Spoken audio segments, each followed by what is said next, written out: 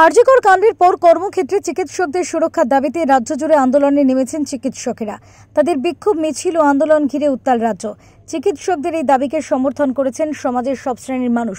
এই আবহে Uttarbanga medical college হাসপাতালে জুনিয়র চিকিৎসক এবং পিজিটিদের ওপর থ্রেট কালচার চালানোর অভিযোগ উঠল টিএমসিপি ইউনিটের বিরুদ্ধে। আর এই কাজের সায় রয়েছে কলেজের ডিন সন্দীপ সেনগুপ্তের। এমনটাই অভিযোগ করেছেন মেডিকেল কলেজের জুনিয়র চিকিৎসকরা। এ বিষয়ে বুধবার মেডিকেল কলেজ হাসপাতালের সুপার ইন্দ্রজিৎ সাহা এবং রোগী কল্যাণ সমিতির চেয়ারম্যান গৌতম দেবের কাছে অভিযোগ জানালেন জুনিয়র চিকিৎসকেরা। চিকিৎসকদের কথা শুনে তাদের সমস্যা সুরাহা করার আশ্বাস দিয়েছেন গৌতম দেব। আমার সাথে দেখা করার জন্য টাইম চেয়েছে, ঠিক আছে, কারো মাধ্যমে। আমি বললাম আমি মিটিং করে দেখা করব। আমি মিটিং করে দেখা করেছি, ওরা আমার সঙ্গে যথেষ্ট ভদ্র ব্যবহার করেছে।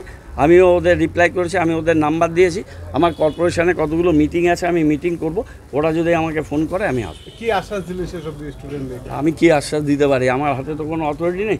আমার যেটা সত্যি ঘটনা মনে হচ্ছে আমি সেটাই বলেছি। না, আমি সেটা বলিনি। আমি বলেছি যে ইলেক্টেড এখানে অথরাইজড কোনো ইউনিট নেই। সেটা যেটা ঘটনা সেটা আপনি জানিয়ে দিতে পারেন। প্রিন্সিপাল যেটা ঘটনা সেটাই জানিয়ে দেবেন। সেটা ছাত্ররা তো এগ্রি করেছে। ছাত্রদের মধ্যে যে ক্ষোভ এবং অভিজ্ঞকে ক্যাম্পাসে ঢুকতে না দেওয়ার দাবি, এটা কতটা যুক্তিসঙ্গত? আমার এতগুলো স্টুডেন্ট, দে আর অল মেধাবী স্টুডেন্টস। হ্যাঁ, তারা যখন কিছু বলছে তার মধ্যে অনেক কিছু নিশ্চয়ই সত্যি। শিলিগুড়ি থেকে অরূপ পোদ্দারের রিপোর্ট, ওঙ্কার বাংলা।